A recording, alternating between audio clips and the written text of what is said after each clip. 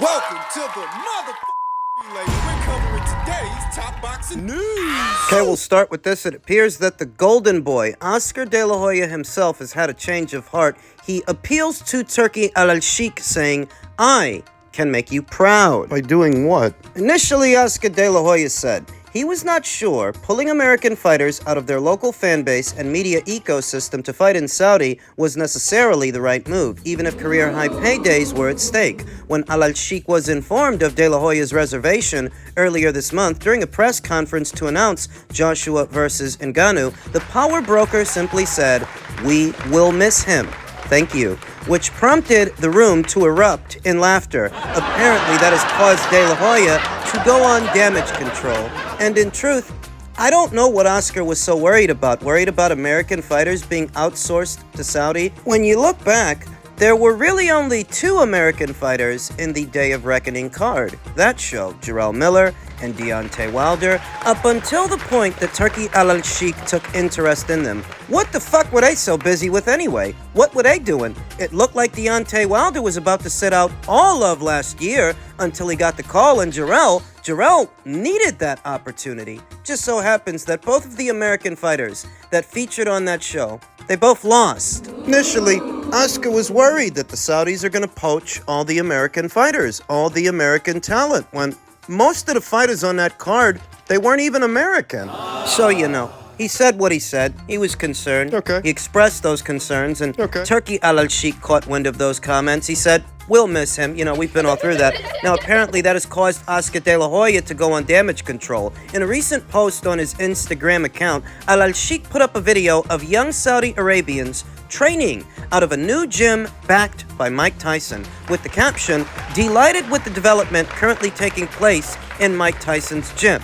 God willing, a Saudi Arabian and international generation will come out of this gym." Turkey Alalshikh is serious about his investment in boxing. Not just where boxing is now, but the future of the sport in that region. I think he would like for Saudi Arabia to begin to produce fighters and champions and box office attractions of their own, locally, with the help of some familiar faces, some familiar names, his vision of the sport. Because His Excellency, he's not a casual. He's a boxing fan. He's not a casual.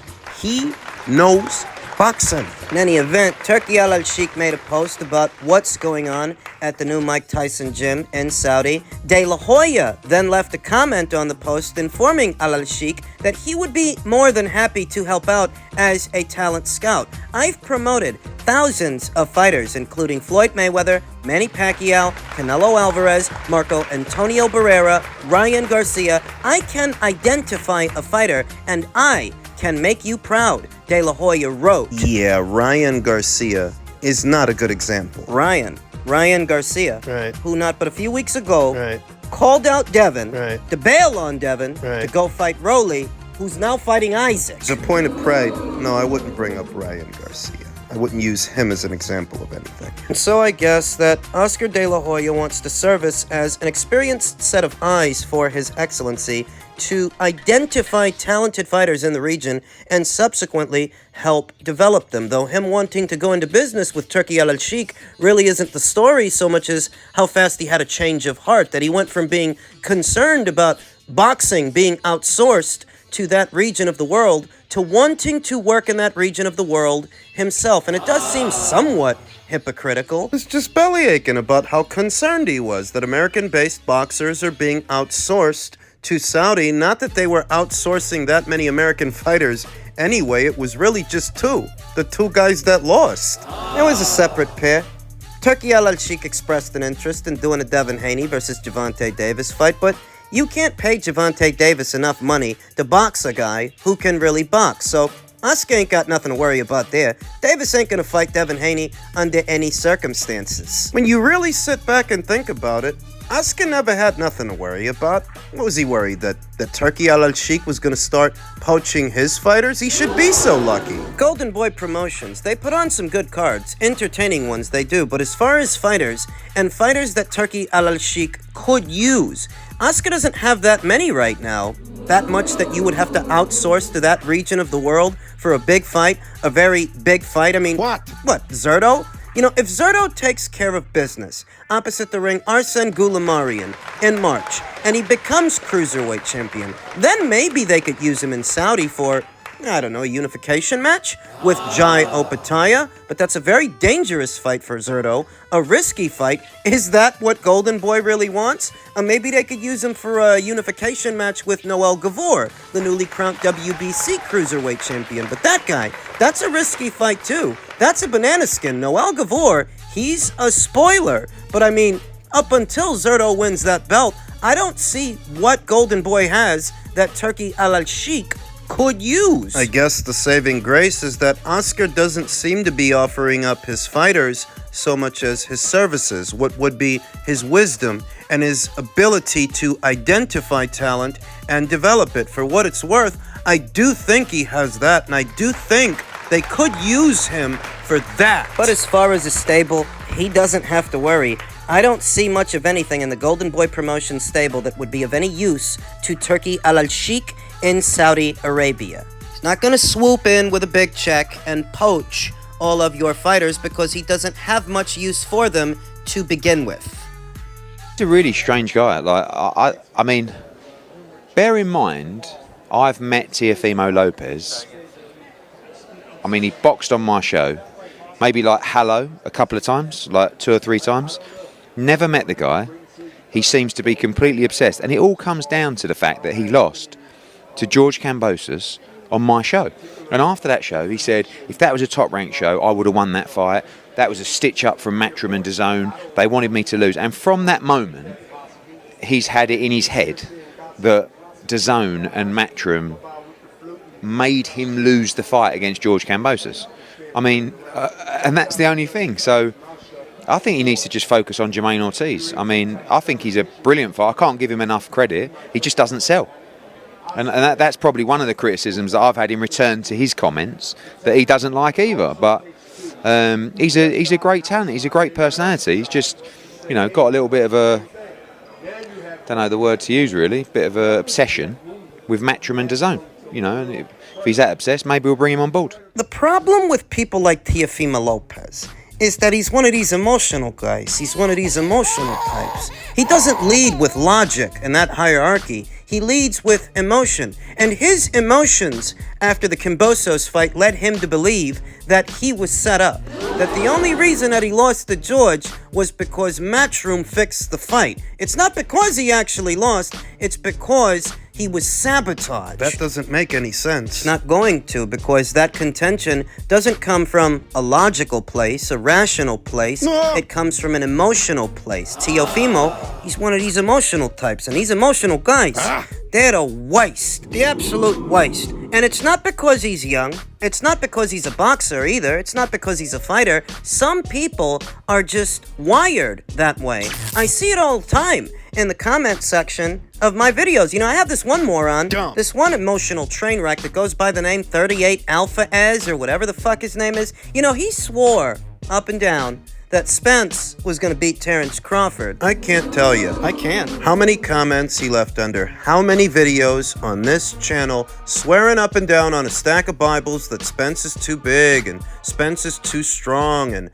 Crawford is ducking. One of these emotional types. Only so that immediately after the fight, he can start making excuses for Spence. Start making excuses for that guy after he got manhandled. The way I said that he would get manhandled. This is not the kind of person that can admit that they got it wrong, because he didn't just get it wrong when it came to Errol Spence. He also got it wrong when it came to Stephen Fulton. He didn't want to admit when it came to that. He gets really emotional whenever you talk about David Benavidez, as stated. He's one of these emotional types. One of these emotional guys. He's not logical. He can't be. Just like Teofimo.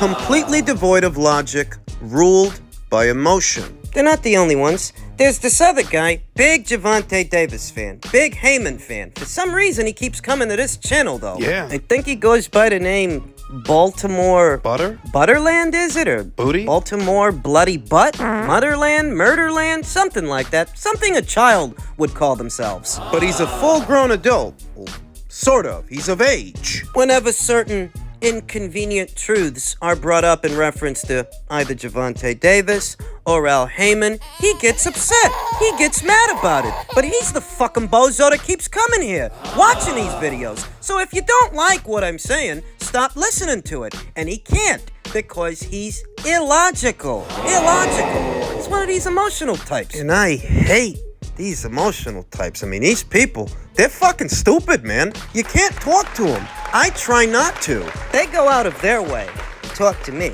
And it's not for an exchange of ideas. It's not for a conversation. They don't want to hear what I have to say per se, so much as they want to be heard, the way that a child does when it cries out for its bottle, because they have the temperament of a child, irrespective of their ages. And that's how you can describe Teofimo. That's how you can describe Teofimo. He has the temperament of a small child, the same way that those guys do. He is illogical in all the ways that those guys are illogical. You think the only reason you lost that fight was because Matchroom set you up. What does setting you up profit Matchroom? George wasn't their fighter. He didn't have a contract with them. And afterwards, it's not like he stayed on board with Matchroom and did business with them. No, he went over to Top Rank. His theory, it doesn't make any sense. It's illogical. You don't have to break it down in terms of logic if you actually watched the fight. And I watched the fight. I saw the fight. Teofimo lost. He lost. They didn't have to set you up. Well over a year later, hell, I think it's been 2,